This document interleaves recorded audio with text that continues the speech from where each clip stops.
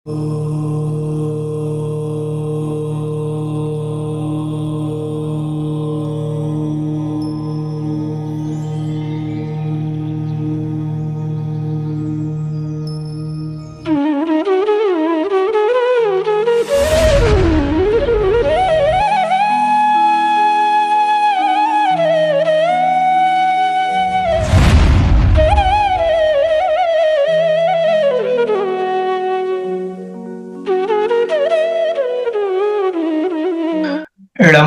अरिहन्ताडं णमो सिद्धाडं णमो आयरीयाडं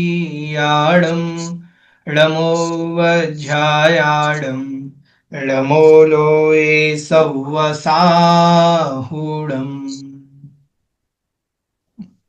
मोक्षमार्गस्य नेतारं भेत्तारं कर्मभुभृतां ज्ञातारं विश्वतत्त्वानां वंदे तद्गुणलब्धये। बोले पंच परमेष्ठी भगवान की जय।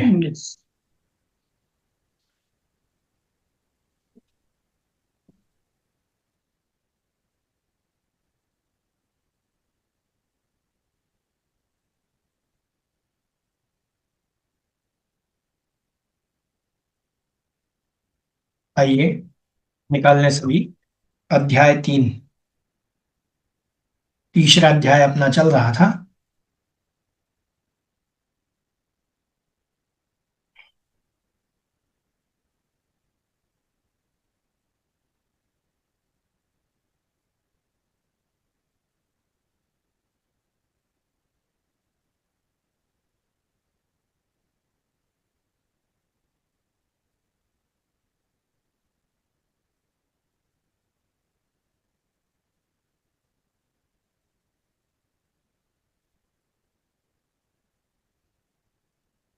पेज नंबर 167 निकाल लें सभी। और गद्यांश नंबर 419।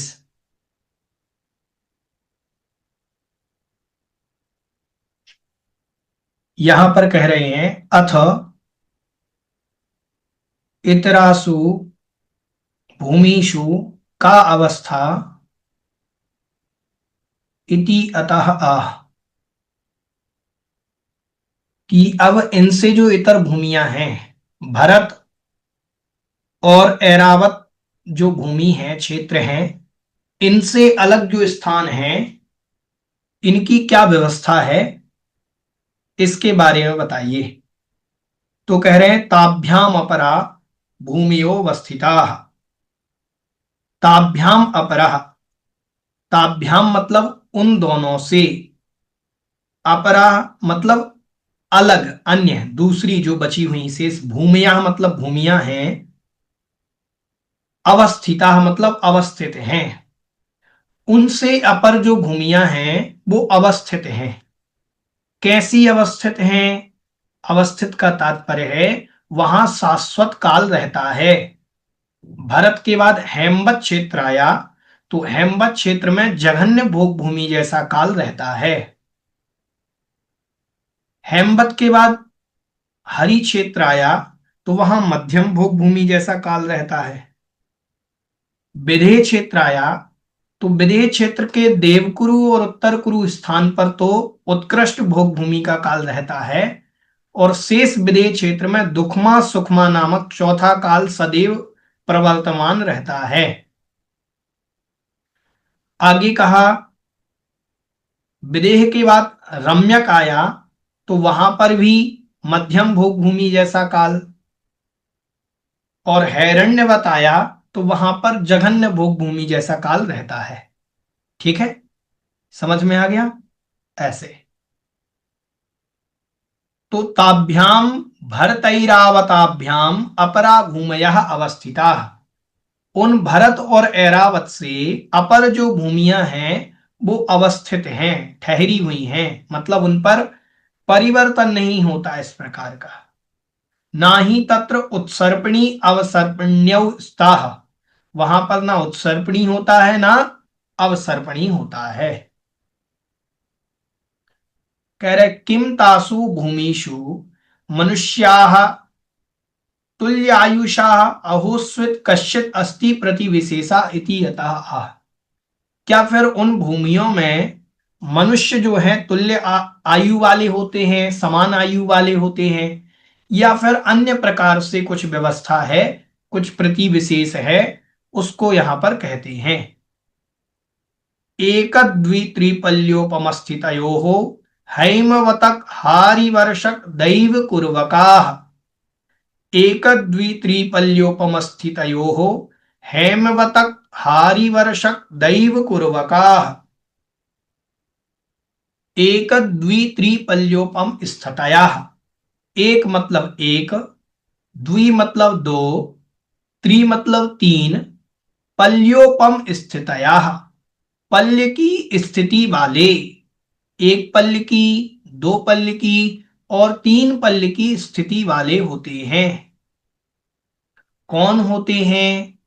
हेमवतक, हेमवत क्षेत्र में रहने वाले, हारिवर्षक, हरि क्षेत्र में रहने वाले, और देव कुरु कुरवका, देव कुरु वाले, और हाँ देव कुरवका मतलब देव कुरु में रहने वाले उत्पन्न हुए जो जीव हैं उनकी क्रमशः ऐसी स्थिति होती है, मतलब उनकी आयु अलग अलग होती है। हेमबतक में, हेमबत क्षेत्र में उत्पन्न होने वाले हेमबतक कहलाएंगे, तो हेमबतकों की आयु कहलाएगी एक पल्ल की, हारिवर्षक में दो पल्ल की, और देवकुरु में उत्कृष्ट आयु तीन पल्ल की होती है। समझ में आया? हेमवते भवाः हेमवतकाः इति एवं वुई सति मनुष्य संप्रत्ययः भवति। कह रहे हैं हेमवते भवाः, हेमवत क्षेत्र में भवाः मतलब उत्पन्न होने वाला हेमवतकः कहलाता है। ठीक है, समझ में आया? हेमवत क्षेत्र में उत्पन्न होने वाला क्या कहलाता है? हेमवतक। ठीक है, जैसे कुरु देश में उत्पन्न होने वाले कौरव कहलाते हैं। कौरव पांडव सुना आपने? तो कौरव शब्द कैसे बना? कुरु देशे भवाः इति कौरवाः, कुरु देश में उत्पन्न होने वाले कौरव कहलाते हैं। ऐसे ही हेमवत क्षेत्र में होने वाले हेमवतक कहलाते। ठीक है, इति एवं इस प्रकार वुई सति, वुई नाम का प्रत्यय हुआ है यहां पर, वुई प्रत्यय होने पर मनुष्य संप्रत्यय भवति, वु को अक हो जाता है, युवोर नाकौ एक सूत्र होता है, तो वुई जो है तो ई की और यहाँ की इत संज्ञा आदि होती संस्कृत में, और वु एक वु का अक होगा, तो वु को अक बनेगा तो हेमवतकः बन जाएगा, इसीलिए हेमवतक। ठीक है, ऐसा जानना।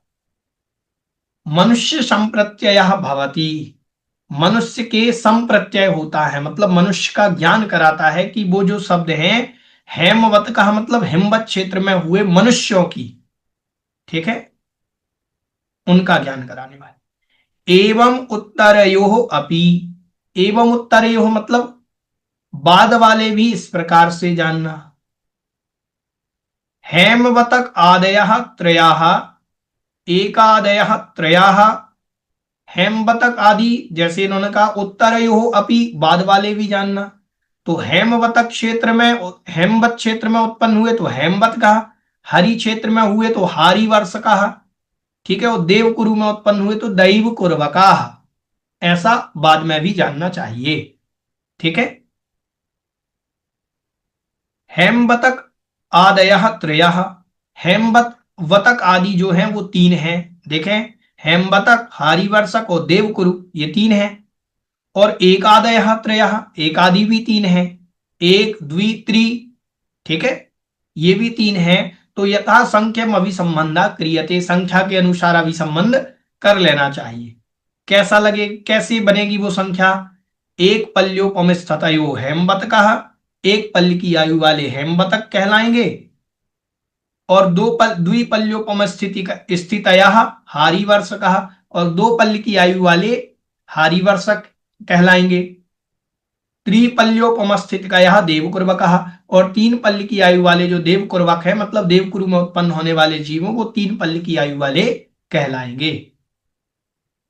तत्र पंचसु हेमवतेषु सुषम दुष्मा सदा अवस्थिता। तत्र मतलब वहां पर, ठीक है।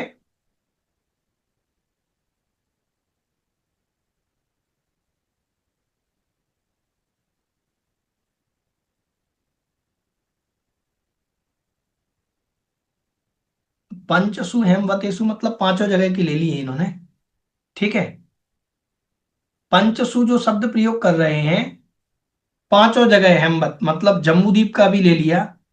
अब इन्होंने वर्णन तो आगे किया नहीं है, फिर पुष्करार्ध के भी ले लिए, और वो धातकी खंड के भी ले लिए, और पुष्करार्ध के भी ले लिए। तो पांचों हेमवत क्षेत्र लगा लेना है यहां से, ठीक है। अभी इन्होंने वर्णन तो नहीं किया है, लेकिन फिर भी ठीक है। समझ में आ गए पांच हेमवत क्षेत्र, सभी को समझ में आए। जैसे भरत क्षेत्र पांच है, ऐसे ही हेमवत क्षेत्र भी पांच होंगे। तो कह रहे तत्र पंचसु हेमवतेषु, पांचों ही हेमवत क्षेत्रों में सुषम दुष्मा सदा अवस्थिता। सुषम दुष्मा नाम का काल सदा अवस्थित रहता है। सुषम दुष्मा मतलब तीसरा काल, अवसर्पणी का जो अपन ने पढ़ा था, ठीक है, जघन्य भोग भूमि का काल। तत्र मनुष्याः, वहां के जो मनुष्य हैं, तत्र मनुष्याः मतलब वहां के जो मनुष्य हैं, एक पल्योपमायुषा, एक पल्योपम की आयु वाले होते हैं। कितनी आयु वाले होते हैं? एक पल्ल की आयु वाले होते हैं, ठीक है। और द्विधनु सहस्र उच्छ्रिता, द्विधनु सहस्र मतलब दो, द्विधनु दो धनुष, और हजार जोड़ दें उसमें 2000 धनुष, 2000 धनुष की हाइट वाले होते हैं। कितनी धनुष की हाइट होती है इनकी? 2000 धनुष की हाइट होती है। एक पल्ल की इनकी आयु होती है, ठीक है। फिर चतुर्थ भक्ताहारा नीलोत्पल वर्णा। चतुर्थ भक्ताहारा, देखो एक दिन के दो भक्ताहार कहे गए हैं। कितने कहे गए हैं? दो भक्ताहार। जैसे आज सुबह हमने भोजन किया, तो आज शाम को नहीं करेंगे, फिर कल करेंगे सुबह। जैसे मान लीजिए आज सुबह किया, अब आज शाम, आज का एक हो गया, कल शाम, आज शाम का दो हो गया, कल हो गया 3 सुबह का, कल शाम का हो गया 4। तो अब ये जो 4 हैं, ये 4 निकाल दीजिए, इसके बाद आहार करेंगे। मतलब आज आहार किया तो कल आहार नहीं करेंगे, परसों आहार करेंगे सुबह टाइम। ये चतुर्थ भक्ताहार कहलाता है। समझ में आया? चौथे भक्त पर आहार करेंगे। जैसे आज भोजन किया सुबह, तो आज शाम को नहीं करा, कल सुबह नहीं करा, परसों शाम को नहीं करा। अब कब करेंगे? चौथे नंबर के बाद जो भक्ताहार आएगा तब करेंगे। या अपन लगा ले कि आज किया तो 3 ये मान लीजिए, और चौथे में करेंगे, तो ऐसे चतुर्थ भक्ताहार कहलाएंगे, ठीक है। फिर आगे कहा नील उत्पल वर्ण, नीलोत्पल वर्ण के समान होते हैं, नील कमल के समान। एक बार देख लेते हैं उत्पल का अर्थ इन्होंने क्या लिया।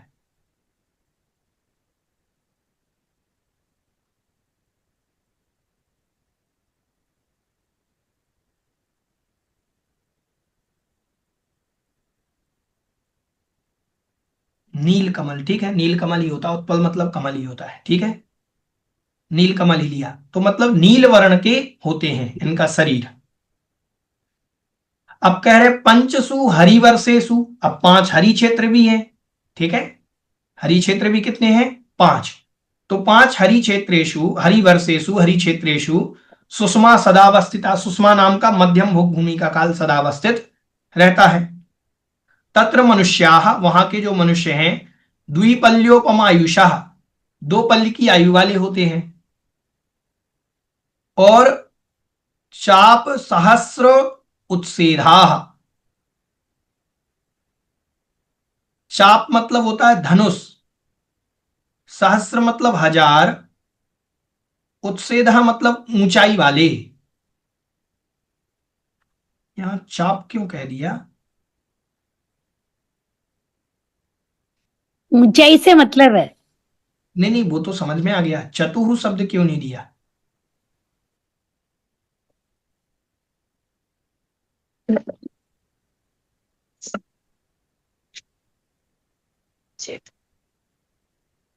जैसे इन्होंने तो यहां स्पष्ट दिया था कि द्विधनुष सहस्र उच्छ्रेदा, यहां पर चतुः शब्द छूट गया है।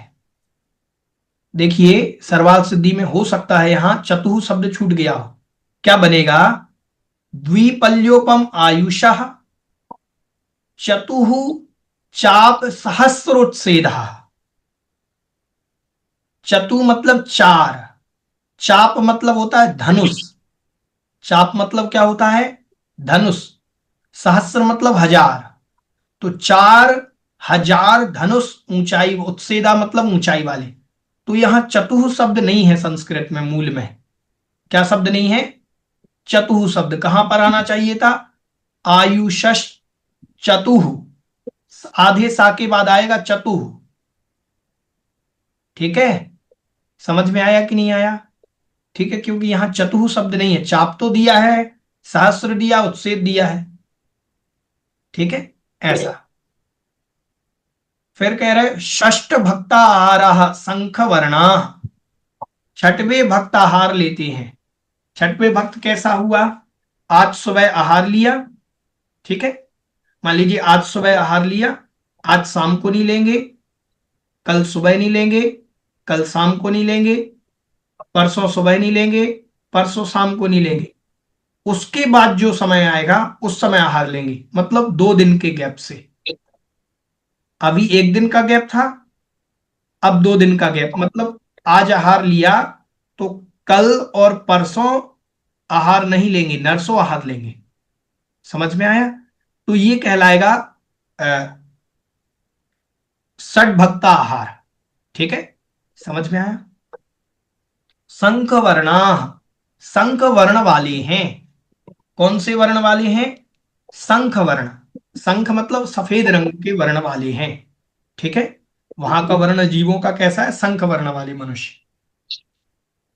अब आगे कह रहे हैं पंचसु देवकुरुषु सुषम सुषमा सदावस्थिता।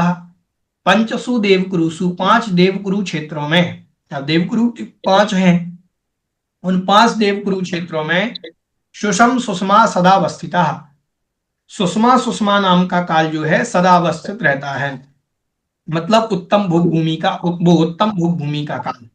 ठीक है, देवकुरु में। तत्र मनुष्याः त्रिपल्योपमायुषाः, वहां जो मनुष्य होते हैं 3 पल्ली की आयु वाले होते हैं। षड धनु सहस्रोच्छाया, षड मतलब 6, देखो यहां दिया है संख्या में 6, वहां चतुः नहीं दिया था। ठीक है,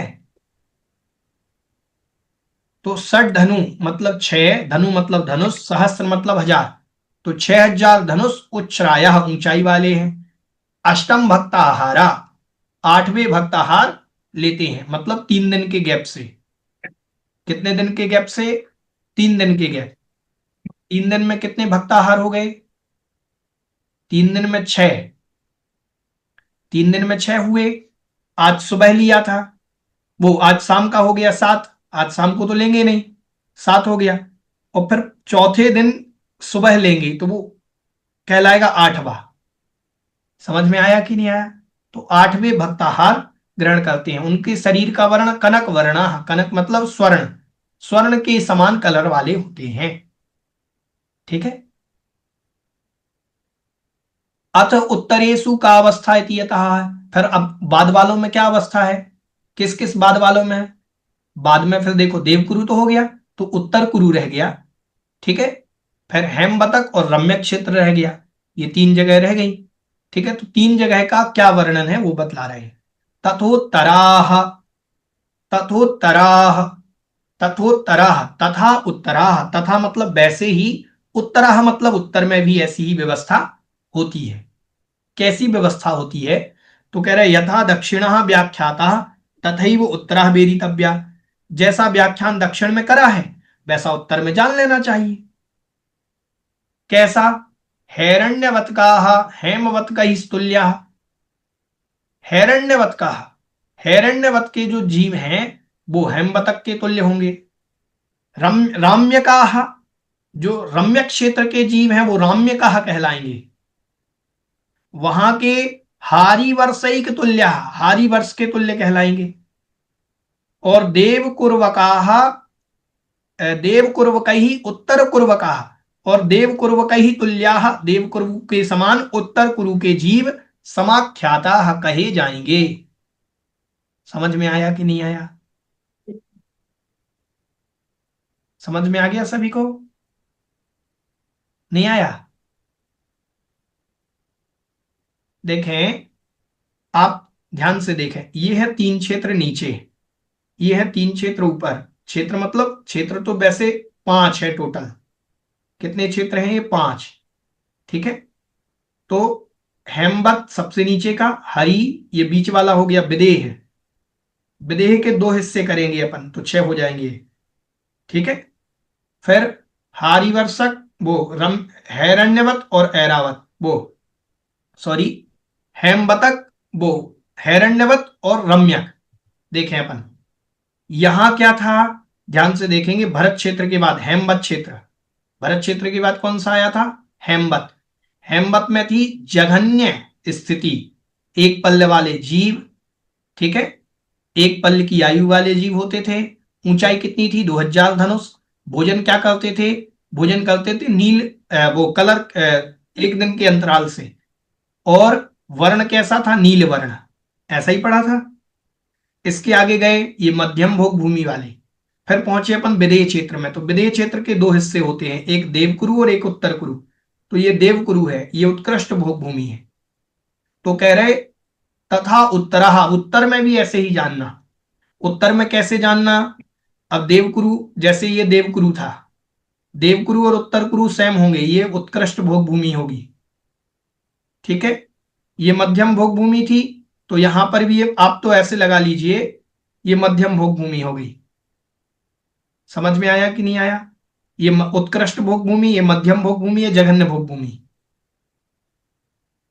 आया समझ में कि नहीं आया? ठीक है। ऐसे। और इसके आगे दो दो एक एक क्षेत्र और है। इसके आगे कौन सा क्षेत्र आएगा? हेमवत क्षेत्र। इसके पहले इधर आएगा भरत क्षेत्र। तो ये तो यहां तो परिवर्तन होता ही है, ये तो अपन ने पढ़ ही लिया है। ठीक है। ये बाकी की 6 शाश्वत भोग भूमियां हैं, ऐसा जानना। ठीक है। यहाँ के जीव कैसा भोजन करते हैं ये आपको मालूम है? कितना कितना का आहार ग्रहण करते हैं? इसमें वर्णन नहीं दिया है इन्होंने। 3 वर्णन आते हैं। हर, आंवला, आंवला हर बहेड़ा, हर्र बहेड़ा आंवला। ठीक है। तो जो जघन्य भोग भूमि के जीव हैं वो आंवले के बराबर भोजन करते हैं। कितना भोजन करते हैं? 1 दिन के अंतराल से। देखो आप लोगों को पूरी व्यवस्था हम बता दें, होता क्या है, 6 काल की बता दें। आप सीधे ऊपर से लगाइएगा। ठीक है। अवसर्पणी के कितने काल हैं? अवसर्पणी के 6। सुखमा सुखमा, सुखमा, सुखमा दुखमा, दुखमा सुखमा, दुखमा, दुखमा दुखमा। अपन करते हैं भैया कैसे जी लगा। लिखवा दीजिए, लिखवा दीजिए भैया जी। हाँ हाँ, सुनिए एक बार, अपन सुन लें बस, याद हो जाएगा। इसमें लिखा हुआ है इतना वर्णन तो। नहीं भैया, चार्ट जैसा बन जाएगा। हाँ हाँ, वो बना देंगे, एक जन कोई भी बना लेना, फिर भेज देना मुझे। नीलम जी रावत भट्ट, आप बना करके भेज देना ताकि हम ग्रुप में डाल देंगे। ठीक है। अभी अपन समझे, देखो ज्यादातर चीजें याद करने का प्रयास किया करें। ठीक है। देखो सबसे पहले सुखमा सुखमा नाम का जो काल है उसको अपन समझते हैं। सुखमा सुखमा काल में 3 दिन के अंतराल से भोजन करते हैं। कितने दिन के अंतराल से? 3 दिन के अंतराल से। लिखना चाहो तो एक चार्ट बना लो, आप लिखो सुखमा सुखमा, लिखो सीधा सुखमा सुखमा, उसके सामने लिखो भोजन अंतराल 3 दिन। भैया जी मैंने बनाया हुआ है चार्ट, भेज दूंगी मैं। हाँ ठीक है, बनाया हुआ है पूरा। ठीक है। तो हाँ आप भैया जी। आप सब इन्हीं कुछ से, लिखा है भैया हाँ जी। इस किताब में सब कुछ लिखा।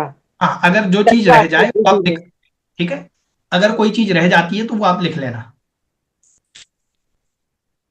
ठीक है। फिलहाल देखिए, ऐसे बोल दीजिए आप जो बोल रहे थे। ओम ओम अब बोले नहीं सब लोग, चलिए ध्यान से सुने अब। 3 दिन के अंतराल से भोजन, अपन भोजन की ही पहले व्यवस्था बता देते हैं सारी। चौ सुषमा सुषमा नाम के पहले काल में, अब पहला काल बोलेंगे हम, पहले काल में 3 दिन के अंतराल से भोजन करेगा, दूसरे काल में 2 दिन के अंतराल से भोजन करेगा, ठीक है, तीसरे काल में 1 दिन के अंतराल से भोजन करेगा। समझ में आया?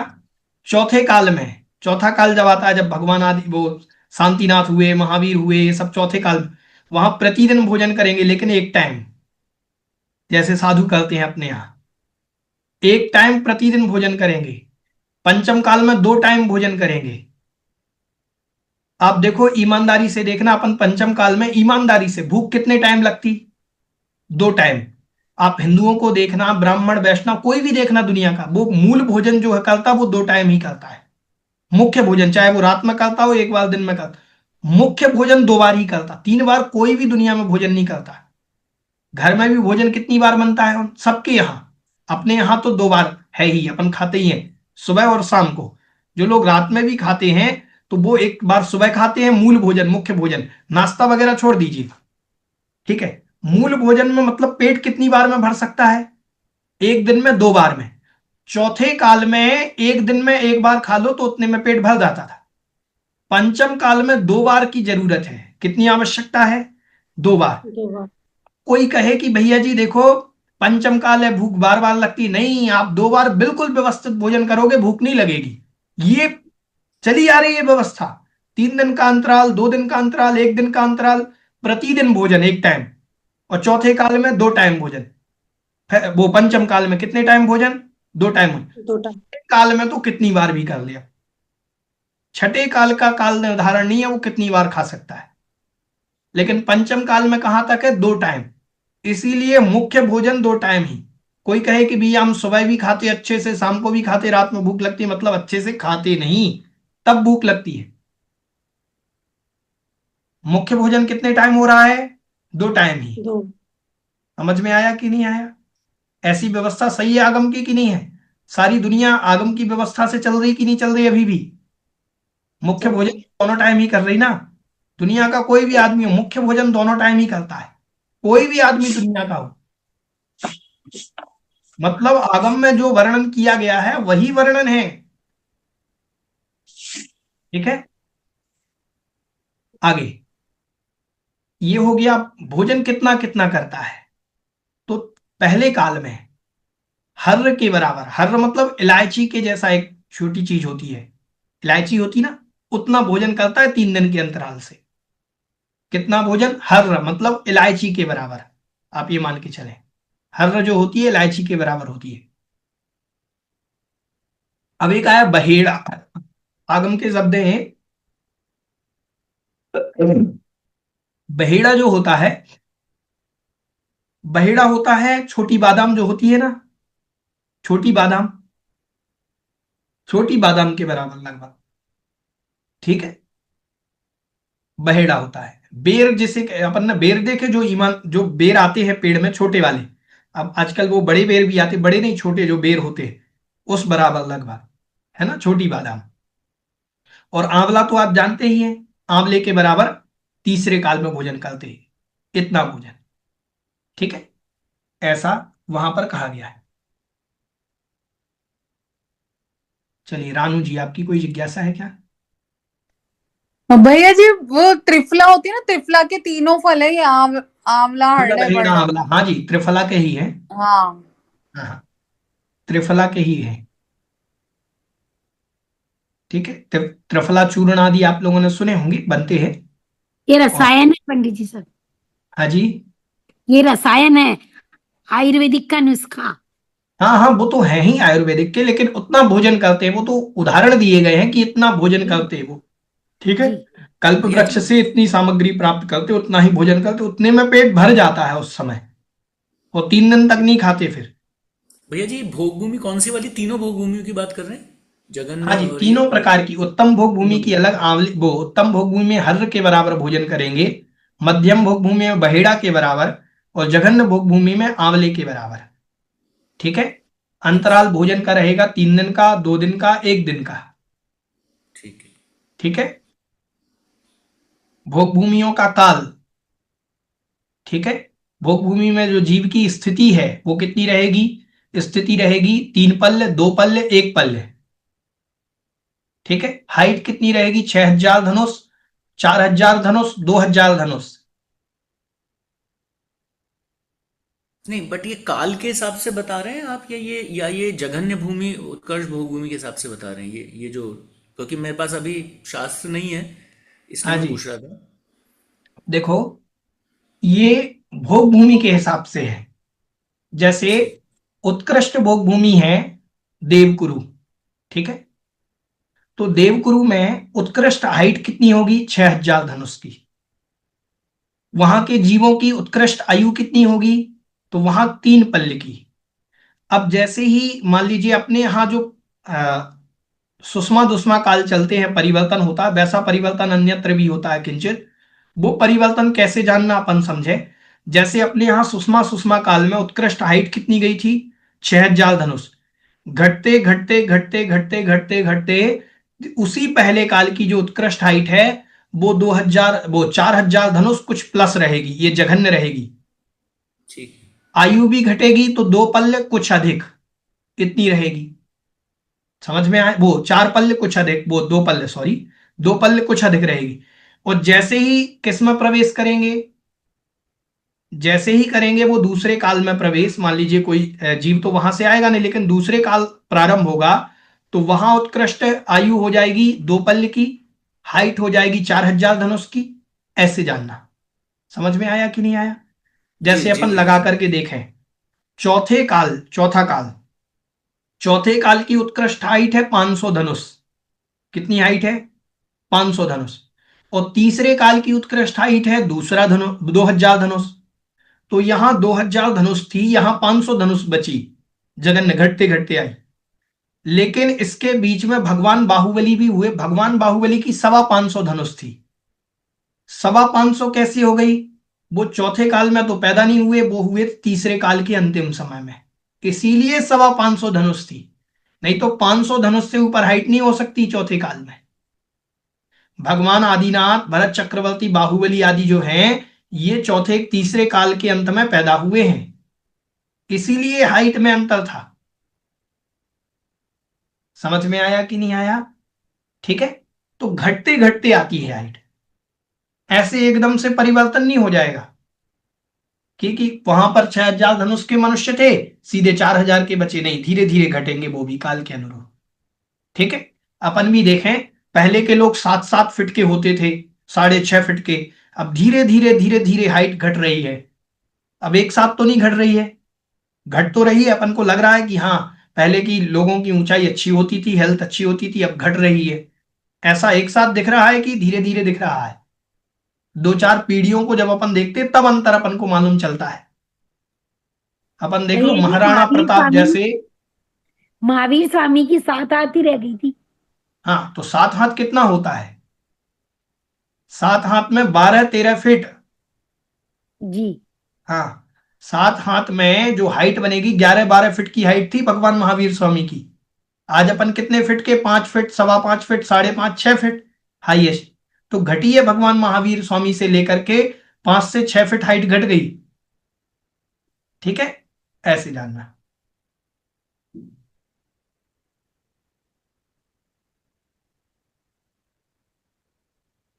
अब ये हाइट कब तक? 4.5, मतलब ये हाइट जो घटती घटती जाएगी 3 हाथ तक जाएगी। 3 हाथ मतलब 3, 4.5 फीट। लास्ट हाइट जो रहेगी पंचम काल में कितनी रहेगी? 4.5 फीट आदि के मनुष्य रहेंगे। ऐसे समझ में आ गया विषय? ठीक है। हम्म। अब देखें, अथ विदेहेषु अवस्थितेषु का स्थिति अत्र उच्यते। अब विदेह क्षेत्र में, क्योंकि सब जगह की स्थिति बता दी, विदेह क्षेत्र रह गया। देवकुरु उत्तर कुरु की बताई थी, विदेह क्षेत्र की नहीं बताई। अभी जो जीवों की आयु आदि बताई थी, देवकुरु उत्तर कुरु की थी, विदेह क्षेत्र के अंदर ही है, लेकिन वो भोग भूमि का क्षेत्र है। शेष विदेह क्षेत्र की जो है स्थिति क्या है जीवों की, तो कह रहे विदेहेषु संख्येय कालाः, विदेहेषु संख्येय कालाः, विदेहेषु संख्येय कालाः। विदेहेषु मतलब विदेह क्षेत्र में, विदेहेषु मतलब विदेह क्षेत्रों में, पांचों विदेह में लगा लेना, बहुवचन का प्रयोग किया है। पांचों विदेह क्षेत्रों में संख्येय कालः, संख्यात वर्ष की आयु वाले जीव होते हैं। ठीक है। सर्वेषु विदेहेषु संख्येय काला मनुष्याः, सभी विदेह क्षेत्रों में संख्यात वर्ष की आयु वाले मनुष्य होते हैं। तत्र कालाः, वहां जो काल है, सुषम दुष्मांत, सुषम दुष्मांतोपमः सदा अवस्थिता, वहां सुषमा दुष्मा काल सदा अवस्थित रहता है। सुषमा दुष्मा मतलब चौथा काल।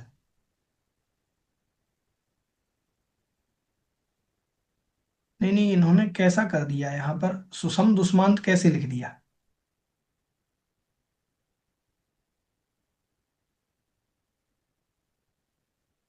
सुषम दुष्मांत, अच्छा, सुषम दुष्मांत ये जो आया है, सुषम दुष्मांत का तात्पर्य हुआ कि तीसरे काल के अंत समय की तरह है, तीसरे काल के अंत समय की तरह। देखो पायल जी जयपुर, आपने एक प्रश्न भेजा था, उसका उत्तर आपके ये मिल गया। सुषम दुष्मांत, सुषम दुष्मांत मतलब तीसरा काल। ठीक है, भोग भूमि का तीसरा काल, भोग भूमि के तीसरे काल के अंत की तरह। अंत में क्या होता है, 500 धनुष हाइट बचती है वहां। कितनी होती है, 500 धनुष हाइट। तो विदेह क्षेत्र में जो काल है, विदेह क्षेत्र में क्या काल रहेगा, सुषम दुषम अंतोपमा, अंत के समान ही काल रहेगा। कैसा काल रहेगा, सुषमा दुष्मा काल का अंतिम काल के समान वहां का सदा काल ऐसा ही अवस्थित रहता है, वहां अवस्थित ऐसे रहता है, ऐसा जानना चाहिए। ठीक है, मतलब वहां इस प्रकार का परिवर्तन पूरा नहीं मानना चाहिए, जैसा मैंने आपको भेजा था वो परिवर्तन वहां नहीं बनेगा। ठीक है, वह बनेगा फिर कहां पर, वो परिवर्तन बनेगा विजयाद पर्वतों पर और मिलेच्छ खंड में। ठीक है, विदेह क्षेत्र में नहीं बनेगा। तो भैया जी सुषमा दुष्मांत का मतलब तो चौथा काल हुआ ना, सुषमा नहीं दुष्मा नहीं, तो चौथे चौथा काल काल है का ना। नाम है दुसम सुषमा, दुखमा सुखमा। तीसरे काल का अच्छा नाम है सुखमा दुखमा। ठीक है, आप तो ये याद रखो, अच्छा, S S S S D D S, 3 बार तो ये आगे डी अवसर्पिणी का हुआ, एस रहेगा। अवसर्पिणी का सुषमा दुष्मा होता है हाँ, तीसरा अब काल। सर्पिणी का सुषमा दुष्मा काल हुआ, तो कौन सा काल हुआ अब सर्पिणी का सुषमा दुष्मा, तीसरा काल। तीसरे काल के लेकिन अंत उत्सर्पिणी में का तो चौथा होगा ना। उत्सर्पणी का वो चौथा होगा, उत्सर्पणी का तो भैया चौथा जी वही होगा। थोड़ा सा कंफ्यूजन है। हाँ जी, तो उत्सर्पणी के चौथे काल में कैसी व्यवस्था रहेगी, उत्सर्पणी के चौथे काल में भी जो व्यवस्था रहेगी, उत्सर्पणी के चौथे काल की प्रारंभिक अवस्था रहेगी। नहीं आया अच्छा, समझ में, वहां की प्रारंभिक अवस्था तो रहेगी। अच्छा उत्सर्पिणी के, अच्छा उत्सर्पिणी के चौथे काल के प्रारंभ की और अवसर्पिणी के तीसरे काल के अंत की अवस्था। अंत की अवस्था रहेगी, सदा अवस्थिता ऐसी ही रहेगी। इसीलिए भगवान जो आदिनाथ, आदिनाथ आदि हुए हैं, वहां पर अपन देखेंगे, अ, अपन जब 20 तीर्थंकर आदि के बारे में पढ़ते हैं, तो 20 तीर्थंकर भगवान के बारे में पढ़ते समय जब वो आप लोग प्राकृत की पूजन करते हैं क्या, विद्यमान 20 तीर्थंकर भगवान की, संस्कृत प्राकृत की, उसमें आता है धनु पंच से बज्जासनिया, 500 धनुष प्रमाण होते हैं वो। ठीक है, तो 500 धनुष प्रमाण मतलब वहां जो तीर्थंकर हैं, तो नहीं लगा पाते लेकिन सीमंदर करते हैं। जुगमंदर, सीमंदर जुगबो नवीय पाए जुगमंदर, तो जो सीमंदर आदि स्वामी जो हैं, वह 500 धनुष की हाइट वाले हैं। ठीक है, ऐसा जानना। भैया जी एक प्रश्न था मेरा हाँ जी, कि जैसे अवसर्पणी में घटता क्रम रहा आयु का, हाइट का, है ना, हाँ जी, तो ऐसे ही तीर्थंकर हुए हमारे, हाँ जी, बढ़ते क्रम से घटते क्रम में हुए। जब हाँ जी, उत्सर्पणी आएगा तो पहले छोटे हाइट के होंगे, फिर हाँ जी, बड़े हाइट बिल्कुल के होंगे बिल्कुल तीर्थंकर, बिल्कुल है ना? बिल्कुल सही है। लेकिन फिर क्या पहले तीर्थंकर फिर छोटे हाइट के होंगे, या वो हाँ जी, 24 में माने जाएंगे उल्टे चलते टाइम पर, नहीं नहीं कि वो नहीं, 24वें हो रहे हैं फिर पहले 23वें हो रहे हैं? तीर्थंकर छोटी हाइट के होंगे, अंतिम तीर्थंकर 500 धनुष के होंगे। अच्छा, अंतिम 500 के होंगे। हाँ ठीक है। ठीक है, क्योंकि वहां सुख बल वृद्धि आदि यश बुद्धि आदि में सब में वृद्धि होगी आगे आगे, क्योंकि वो उत्सर्पणी है। ठीक है। जी। हाँ जी, समझ में आ गया सभी को? देखें इसकी व्याख्या देखेंगे। सर्वेषु विदेहेषु संख्ये कालः मनुष्या, सभी विदेह क्षेत्रों में, मतलब 5 विदेह हैं, तो पांचों विदेह क्षेत्र में संख्यात काल की आयु वाले, संख्यात वर्ष की आयु वाले मनुष्य होते हैं। तत्र कालाः सुषम दुष्मान तो उपमः सदा, वहां का जो काल है सुखमा दुखमा के अंत के समान सदा अवस्थित रहता है। मनुष्याः, जो मनुष्य हैं, पंच धनु सतोत्सेधा, 500 धनुष ऊंचाई वाले होंगे।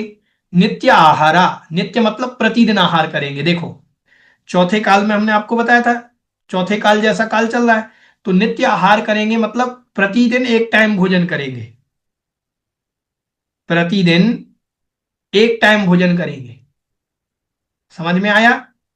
तो द्विभक्ताहार कहलाएंगे। वो क्या कहलाएंगे? द्विभक्ताहार, ऐसा जानना। उत्कर्षेण, एक पूर्व कोटि स्थिति का।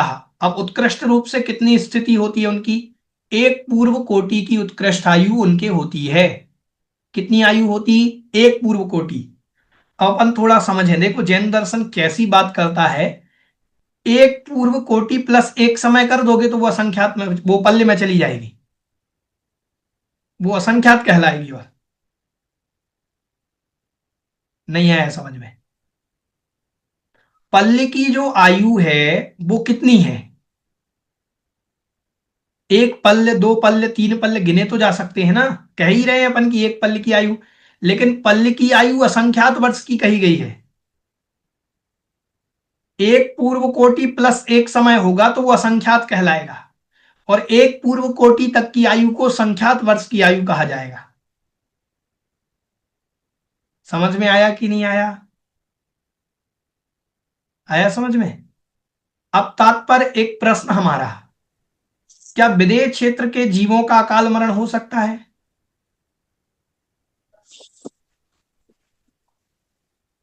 कौन बताएगा? क्या विदेह क्षेत्र के जीवों का अकाल मरण हो सकता है? भैया नहीं हो सकता, क्योंकि असंख्यात वर्ष की आयु वालों का अकाल मरण ही नहीं है। हाँ, तो असंख्यात वर्ष थोड़ी है, उनकी संख्यात वर्ष है, वहां हो सकता है। यही प्रश्न है हमारा। मतलब हमने आपको जब उदाहरण दिया था तो मैंने ये कहा था कि असंख्यात वर्ष की आयु वाले जीव, मतलब जो भोग भूमिया जीव हैं, उनके अकाल मरण नहीं होता है। चौथे मतलब वहां पर विदेह क्षेत्र में जीव के अकाल मरण हो सकता है। तो भैया जी उत्तर पूर्व और दक्षिण ये जो है यहाँ उत्तम भोग भूमि है, वहां तो नहीं होगा ना अकाल हाँ, मरण? वहां नहीं होगा, वहां नहीं होगा। वहां तो 3 पल्ल की आयु है, वो तो असंख्यात वर्ष की है। समझ में आ गया? ठीक है, ये जैन दर्शन की गणना है। जघन्येन अंतर्मुहूर्त आयुषा, और जघन्य से उनकी अंतर्मुहूर्त आयु हो सकती है जीवों की। ठीक है। तस्याः च संबंधे गाथाम पठंती, उसके संबंध में एक गाथा आती है। पुव्वस्सदुपरिमाणम सदरिम खलु कोटि सद सहस्राइम छप्पन्नम च सहस्रा बोधब्बा वासकोडीणम। इसका हिंदी अर्थ देखते हैं, क्योंकि हमें प्राकृत का हिंदी अर्थ हमसे सही नहीं निकलता है। देखते हैं। पुव्वस्सदु, एक पूर्व कोटि का प्रमाण। देखो ये प्रमाण बतला रहे हैं। एक पूर्व कोटि का जो प्रमाण है 70 लाख करोड़ और 56,000 करोड़ वर्ष जानना चाहिए। एक पूर्व कोटि कितनी होती है, मतलब संख्यात वर्ष की उत्कृष्ट आयु कितनी जानी जाएगी? तो 70 लाख करोड़ और 56,000 करोड़ वर्ष जानना चाहिए। पुव्वस्सदु परिमाणम, अब हिंदी अर्थ देखें गाथा में। पुव्वस्स मतलब पूर्व का जो परिमाण है, सदरिम खलु कोडि सद सहस्राहिम। कोडि मतलब करोड़, सद मतलब 100, सहस्राहिम मतलब 1000। ठीक है, तो सद मतलब 7, 7 करोड़, वो 70 करोड़, सद मतलब 70 ही लिया इन्होंने, 70 करोड़, 70 लाख करोड़, कोडि सद सहस्राहिम, 70 लाख करोड़, 56,000 करोड़ वर्ष जानना चाहिए, इतना है। ठीक है, समझ में आ गया कि नहीं आया? इतना एक पूर्व कोटि की उत्कृष्ट आयु है। एक पूर्व कितने का होता, कोई बता सकता है?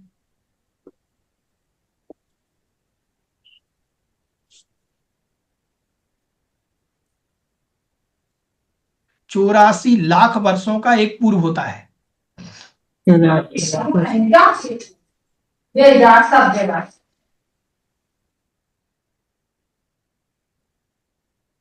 ठीक है, समझ में आ गया? चलिए आज इतना ही। भैया जी 84 लाख वर्षों का तो एक पूर्वांग होता है ना, 84 लाख वर्ष इंटू 84 लाख वर्ष का एक पूर्व होगा ना। 84 लाख वर्ष बराबर एक पूर्वांग, ठीक है, क्षम्यता। हाँ 84 लाख वर्ष बराबर एक पूर्वांग, हाँ, और और 84 फिर पूर्वांगों का एक पूर्व। हाँ हाँ। ठीक। भैया जी एक क्वेश्चन पूछना था। हाँ जी, पूछिए। भैया जी ये गुड़ की परिभाषा लिखनी है, इसमें तो इसमें यही आएगा अध्याय 5 का, गुड़ पर्यायबद्ध द्रव्यम। अभी अपन गुण की परिभाषा पढ़ेंगे जब अपन करेंगे इस पर चर्चा। ये पेपर सॉल्व कर रहे थे हम, तो उसमें देखा था। हाँ, तो गुण की परिभाषा वहां पर जो आई है, वहां गुण की परिभाषा नहीं दी है। गुण पर्यायवत द्रव्यम वो द्रव्य की परिभाषा है, और वहां सत की परिभाषा है। गुण की परिभाषा अलग से नहीं दी, तो सर्वार्थ सिद्धि में वहां पर दी होगी वहां। ठीक है, जो कभी द्रव्य से भिन्न नहीं होते उनको गुण कहा जाता है। ठीक है, वो उसमें परिभाषा आई होगी 5वें अध्याय में, तो वो देखनी पड़ेगी आपको टीका में, वहां नहीं मिलेगी, मूल में नहीं है सूत्र में कहीं गुण की परिभाषा। ठीक है, अच्छा भैया हाँ जी। जी ठीक है। आलाप पद्धति जी में है, आलाप हाँ, पद्धति में भी वहां आलाप पद्धति जी में अलग व्यवस्था है, वहां अगर गुण की परिभाषा आलाप पद्धति से अलग बनेगी, यहाँ अलग बनेगी। ठीक है, सर्वाल सिद्धि जी में अलग बनेगी, आलाप पद्धति में तो गुण पर्याय द्रव्य आदि की परिभाषा रहेगी ही रहेगी। ठीक है, चलिए, और किन्हीं का कोई प्रश्न हो पूछ सकते हैं। चलिए जिनवाणी स्तुति करते हैं। बोधि समाधि परिणाम शुद्धि स्वात्मोपलब्धि शिव शौख सिद्धि चिंतामणिं चिंतित वस्तुदाने त्वां वन्द्यमानस्य ममास्तु देवी। 9 बार नमोकार।